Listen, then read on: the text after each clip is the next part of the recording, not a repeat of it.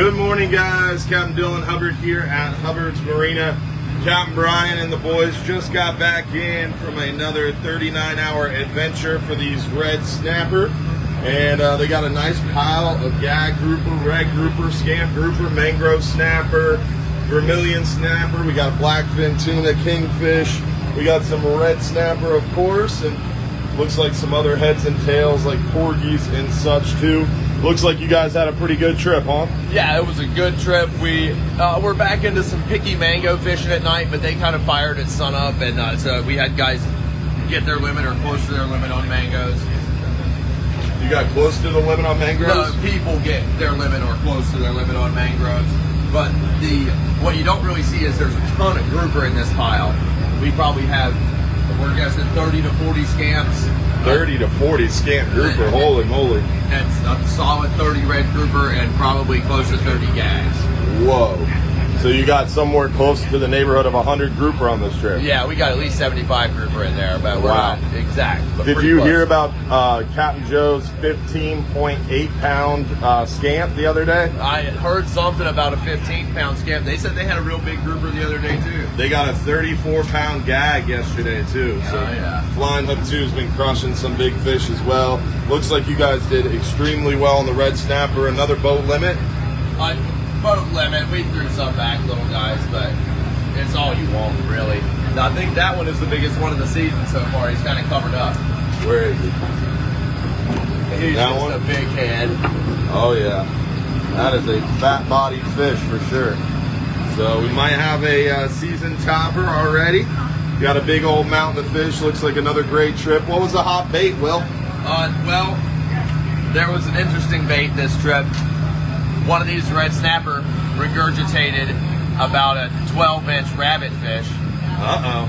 And I got the guy to drop that back down. The rabbit fish, like the oceanic puffer, the blowhard? I guess they don't kill big red snappers when they eat them. Huh.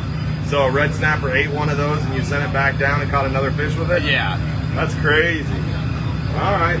Dead bait was the key again? Yeah, dead bait was working. Oh, no, good bite. Scamps bite almost anything. They'll bite a little strip of squid or a small pinfish. We had guys catch 3 or 4 scamps this trip again. Nice. Yeah. That's awesome, man. Good. Thanks, Will. I appreciate it. Yes, sir. All right. Well, you heard it from Will. Another stellar trip. Another great catch of fish. And looking to go out and do it again today. Happy Father's Day to all those fathers watching this morning. Hopefully you guys are having a great start to your Father's Day. We are getting ready to head back out on our 10-hour all-day. We've got our 5-hour half-day leaving here shortly, too. Our private fishing charters already left. The Flying Hub 2 took out a group. We got the Hub leaving as well. Lots of private fishing charters going out on this Father's Day. Lots of happy fishermen, too. Definitely a busier day because of Father's Day, but this week is definitely looking good. Good opportunities to get out there. Going to be a little breezy there the start of the week, around Monday night, Tuesday into Wednesday a little bit. We've got a kind of an occluded front pushing down, kind of low pressure.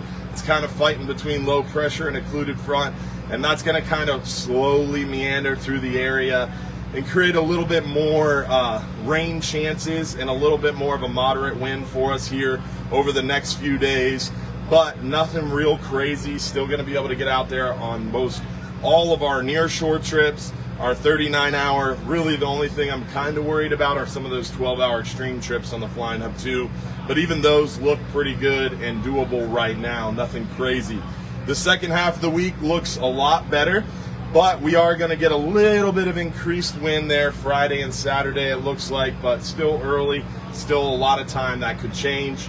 Also, don't forget, tonight we have our live stream show. We'll do more of an in-depth weather dive during that show, talk about what's going on now, give you some tips and tricks and answer your questions live, and give away over $800 in free trips. So hopefully you can join us tonight for the live stream show, and hopefully we'll see you soon here inside Johns Pass for a 39-hour adventure, 12-hour extreme. We got a lot of availability for red snapper still towards the end of July, beginning of August. We've had a lot of last-minute cancellations So you might even be able to pop on one of these 39-hour trips or 12-hour extreme trips here in the coming days, because a lot of times a day or two or even the day of a trip, we'll have someone cancel off last minute. So stay tuned for that. Keep checking back, and hopefully we'll see you out here on the water.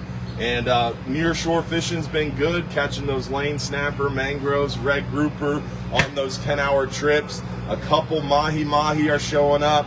Offshore, you saw it. Will showed you guys what we caught on this 39-hour, 12-hour extreme on the Flying Up 2. Has been doing just about the same.